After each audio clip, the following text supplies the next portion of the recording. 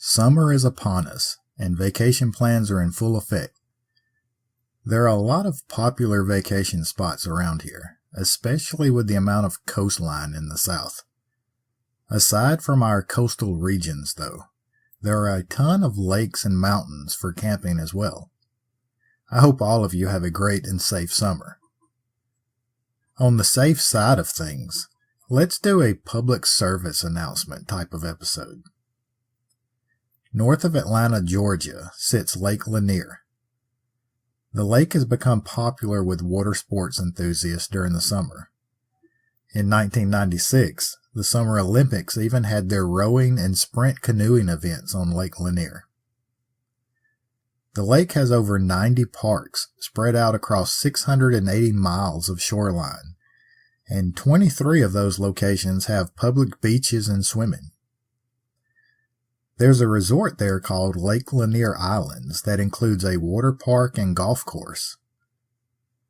From all accounts, it seems to be a popular vacation spot, except with the locals, because locals know what's up. Lake Lanier has been rumored to be haunted, cursed even, and for those that like to laugh at the idea of it being haunted, a quick news search can easily back up the cursed aspect of the lake. Let's see what all we can find.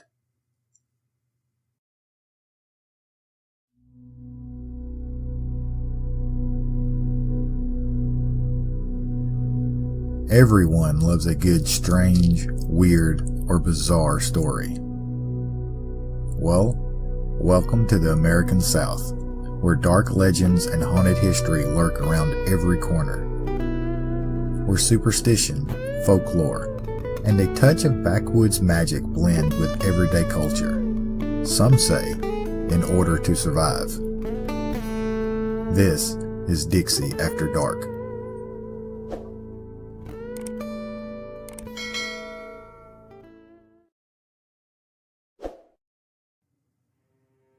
Lake Lanier. The mere mention of the name makes many in the South cringe. I know many people that wouldn't dare step foot in its waters. Some say the waters are cursed. Some stay away simply out of protest. Either way, the two are linked, and that stretches back to the beginning of the lake. Lake Lanier is a man-made lake, created when Buford Dam was constructed in 1950 to provide electricity and water for Atlanta, Georgia, as well as help control flooding of the Chattahoochee River. Congress approved plans for the dam in 1946, and the groundbreaking ceremony was held on March 1, 1950. The dam itself was completed in 1956, and Lake Lanier started to fill up, reaching its intended water level in the summer of 1958. Before we look at the stories and legends of the lake itself, let's take a look at what the land was before it was Lake Lanier. That's where our story really focuses, and what many say ties in with the curse, the hauntings, and deaths that still surround the lake. Oscarville, Georgia. That was the town that existed where the lake sits today, among other rumored small towns and villages. Oscarville was formed in the 1800s during the post-Civil War Reconstruction.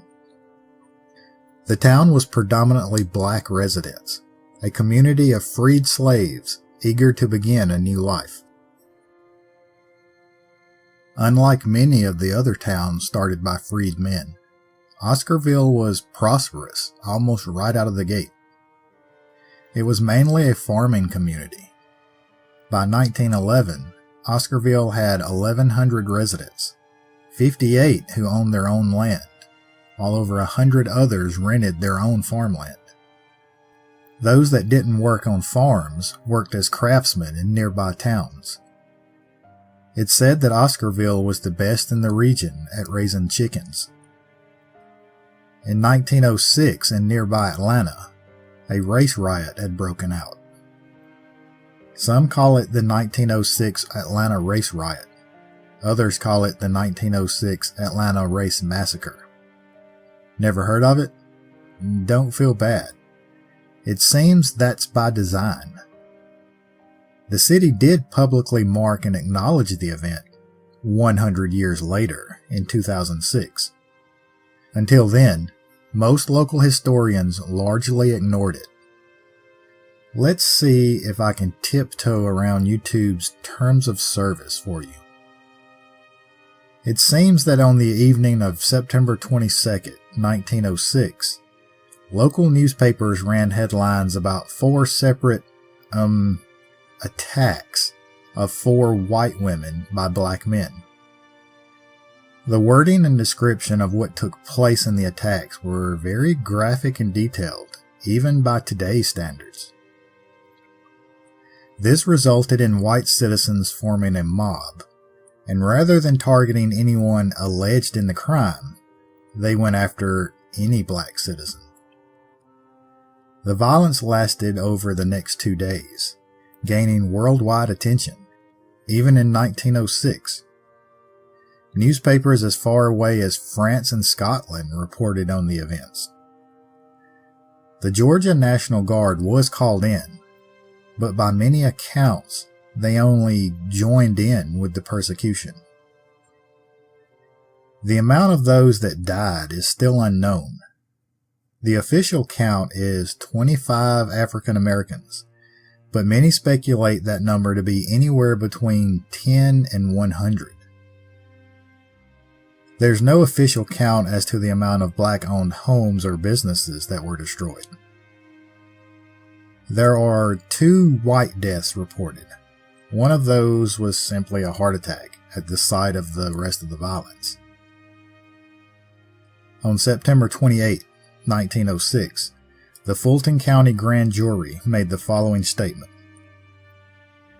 Believing that the sensational manner in which the afternoon newspapers of Atlanta have presented to the people the news of the various criminal acts recently committed in this county has largely influenced the creation of the spirit animating the mob of last Saturday night, and that the editorial utterances of the Atlanta News for some time past has been calculated to create a disregard for the proper administration of the law and to promote the organization of citizens to act outside of the law in the punishment of crime.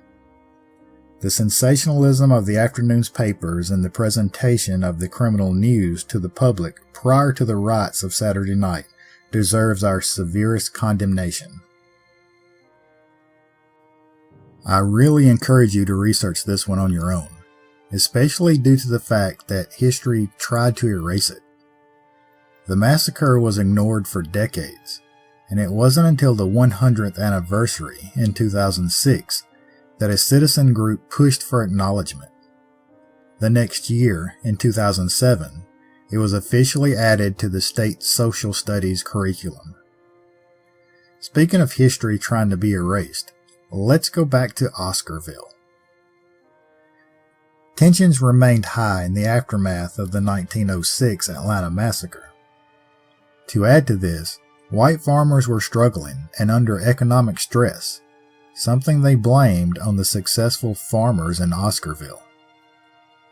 Then, on September 5, 1912, a white woman named Ellen Grice made allegations that a black man attempted to assault her. She claimed she woke up with the man in bed beside her, but that he fled when her mother entered the room after hearing her scream. This resulted in 5 men from Oscarville being arrested. 5. The amount of arrest further unsettled the residents of Oscarville. Local black resident and pastor Grant Smith made an appeal to the sheriff that all of those arrested be released, saying there was not enough evidence to hold all 5 men. Pastor Smith also suggested that Miss Grice could be using, quote, the old threadbare lie, a phrase used when white women claimed attack after being caught in a consensual relationship. This allegation resulted in Pastor Smith being surrounded by a white mob and beaten. Smith sustained life-threatening injuries, but did go on to survive. Another attack on a white woman escalated tensions. A teenager, May Crow, was found in the woods of Oscarville, half-dressed and unconscious, with a fractured skull. Miss Crow remained in a coma for 2 weeks before passing away from her injuries. This again resulted in 5 arrests. First was Ernest Knox, a 16-year-old from nearby Cumming, Georgia. He did confess to the crime, but that was during a mock lynching to coerce a confession from him. While being detained, a mob formed outside the courthouse, demanding Knox be released to them. To keep Knox alive until the trial, authorities snuck him out of the back door and moved him to a different jail in Atlanta. Afterwards, 4 others were arrested. Knox's cousin, Oscar Daniel, Oscar's sister, Jane Daniel, her husband, Robert Edwards, and another resident, Ed Collins. Again, a mob of what they say to be 2,000 people stormed the jail. This time, authorities were unable or unwilling to protect those in custody. In the authorities' defense, though, only 1 deputy was there at the time. The sheriff had gone home early that day, stating later that he had no idea of the growing mob. Take that for what it's worth. Rob Edwards was beaten with a crowbar before being shot. The others made it to trial. Ernest Knox and Oscar Daniel were found guilty of the rape and murder of May Crow. Jane Daniel was acquitted. I found no further mention of what happened to Ed Collins. On the night of May Crow's funeral, a white mob calling themselves the Night Riders carried out group attacks on the black communities of Forsyth County under the excuse of a potential, quote, black insurrection due to the short amount of time between the attacks on Crow and Grice. The majority of the attacks from the Night Riders was arson. Homes, businesses, and even the local church of Oscarville were burned. Because of this, the majority of black residents left during September and October of 1912. Estimates say that 98% of the residents of Oscarville either left or were killed for refusing to leave. Those that were lucky sold their land before leaving, although the sale was far under what they paid for the land and what it was worth due to them needing to leave so quickly for their own safety. Many, though, were unable to sell and had to flee their homes with no compensation, leaving white farmers to take advantage of adverse possession laws since the land was now abandoned. In the decades that followed, the government bought up all the land that had once been Oscarville. Then preparations of the Buford Dam project began. Once completed, the town that was once Oscarville was completely underwater by Lake Lanier, named after poet, musician, and Confederate soldier Sidney Lanier. The government assured all former residents of Oscarville and surrounding communities that all the local cemeteries would be exhumed, and worked with families to find out where they wanted their loved ones relocated to. However, in 2020, the television series Expedition X sent down a dive team that found the graves, complete with headstones and mementos still left at the graves, suggesting that the ground had never been disturbed. It appears that the government never relocated the graves as promised. What was, quote, relocated at the request of families isn't known, or whether the families even knew of this deception. The Expedition X team documented 20 untouched cemeteries at the bottom of Lake Lanier. The dive team found entire buildings, still intact and standing, just under the water's surface. Officials tried to deny this fact, but the evidence is still there for anyone capable of diving to see for themselves. And when water levels are extremely low due to drought or whatnot, the tops of some structures can be exposed. Even when the lake is full, this creates a ton of underwater hazards. From the time the lake was completed in 1958, there have been over 700 deaths at the lake. At least 27 of those bodies have never been recovered. Locally, each time a new instance is reported, social media lights up with talks of the hauntings and the curse. One of the more well-known ghosts of Lake Lanier is referred to as the Lady of the Lake. There are multiple reports of what appears to be a lost woman in a blue dress pacing around the shores of the lake. The most unique aspect of this ghost is she's missing her hands. In 1958, Susie Roberts and a friend were driving across the Lake Lanier Bridge when Susie lost control of the car. They went over the side of the bridge and the car disappeared to the bottom of the lake. It was reported for search purposes that Susie had been wearing a blue dress. I'm sure this could have prompted the sightings of the Lady of the Lake apparition. 30 years later, though, Susie Roberts' car was found, but it only contained the body of her friend. The body of Susie Roberts was not in it. A year later, though, a fisherman discovered the remains of a female and the tattered remnants of a blue dress. The body was missing 2 toes and both hands. There are also reports of a shadow figure on an old pole raft inching himself across the lake despite the various depths. With the death toll over 700 and seemingly growing each week in the summer months, many people are outraged. The Corps of Engineers even admits that Lake Lanier was never meant for recreational use.